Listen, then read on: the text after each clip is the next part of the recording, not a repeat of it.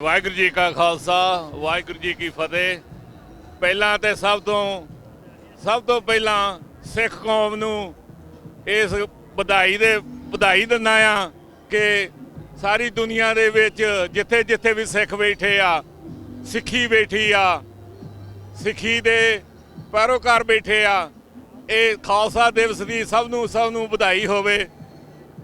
ਖਾਲਸਾ ਜੀ ਅੱਜ ਨਿਊਯਾਰਕ ਦੇ ਵਿੱਚ ਮਨਹੈਟਨ ਦੇ ਵਿੱਚ ਸਿੱਖ ਡੇ ਪਰੇਡ, ਜਿਹਨੂੰ ਫਰੀडम ਮਾਰਚ ਵੀ ਕਿਹਾ ਜਾਂਦਾ ਆ, ਕਿਉਂਕਿ ਸਿੱਖ ਡੇ ਪਰੇਡ ਤੇ ਸਾਡੀ ਵਿਸਾਖੀ ਦਾ ਦਿਨ ਤੇ ਫਰੀडम ਮਾਰਚ ਇਸ ਕਰਕੇ ਕਿ ਅਸੀਂ ਆਪਣੀ ਫਰੀडम ਜਾਰੀ ਰੱਖਣੀ ਹੈ ਜਿੰਨਾ ਚਿਰ ਸਾਨੂੰ ਆਪਣਾ ਖਾਲਿਸਤਾਨ ਨਹੀਂ ਬਣ ਜਾਂਦਾ।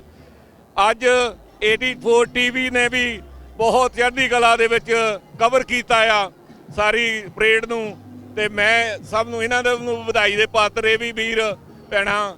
ਬਾਕੀ ਜੋ ਵੀ ਸਿੱਖ ਸੰਗਤ ਨੂੰ ਮੈਂ ਇੱਕ ਬੇਨਤੀ ਕਰਾਂਗਾ, ਉਹ ਇਹ ਆ ਭਾਈ, ਜਿੰਨਾ ਚਿਰ ਅਸੀਂ ਖਾਲਿਸਤਾਨ ਨਹੀਂ ਲੈਂਦੇ ਉਹਨਾਂ ਚਿਰ ਸਾਨੂੰ ਆਰਾਮ ਦੇ ਨਾਲ ਅਸੀਂ ਨਹੀਂ ਬਹਿ ਸਕਦੇ, ਸਾਨੂੰ ਸ਼ਾਂਤੀ ਨਹੀਂ ਹੋ ਸਕਦੀ। ਖਾਲਿਸਤਾਨ ਸਾਡੀ ਆਕਸੀਜਨ ਆ, ਜਿਵੇਂ ਕਿ ਸਰੀਰ ਲਈ ਆਕਸੀਜਨ, ਬਲੱਡ ਤੇ ਪਾਣੀ ਦੀ ਬਹੁਤ ਜ਼ਰੂਰਤ ਆ, ਹਵਾ ਦੀ ਜ਼ਰੂਰਤ ਆ, ਇਸੇ ਤਰ੍ਹਾਂ ਸਾਨੂੰ ਸਿੱਖਾਂ ਨੂੰ ਖਾਲਿਸਤਾਨ ਦੀ ਜ਼ਰੂਰਤ ਆ। ਖਾਲਿਸਤਾਨ ਤੋਂ ਬਗੈਰ ਅਸੀਂ ਗੁਲਾਮ ਆ। ਤੁਹਾਨੂੰ ਪਤਾ 74-75 ਸਾਲ ਹੋ ਗਿਆ ਗੁਲਾਮੀ ਆਪਾਂ ਸਹਿ ਰਹੇ ਆ।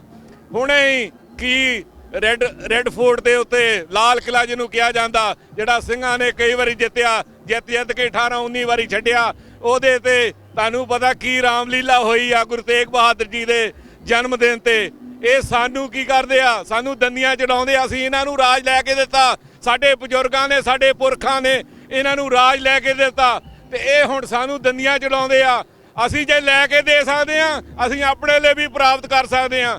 ਸਿੱਖੋ, ਜਿੱਥੇ ਵੀ ਦੁਨੀਆ ਦੇ ਵਿੱਚ ਬੈਠੇ ਆ, ਜਿੱਥੇ ਵੀ ਡਟੇ ਹੋਏ ਆ, ਤਗੜੇ ਹੋ ਜਾਓ। ਖਾਲਿਸਤਾਨ ਸਾਡੀ ਮੰਜ਼ਿਲ, ਖਾਲਿਸਤਾਨ ਤੋਂ ਬਗੈਰ ਅਸੀਂ ਨਹੀਂ ਵੱਜ ਸਕਦੇ। ਖਾਲਿਸਤਾਨ ਸਾਡੀ ਜਿੰਦ ਜਾਨ। ਬੋਲੇ ਸੋ ਨਿਹਾਲ।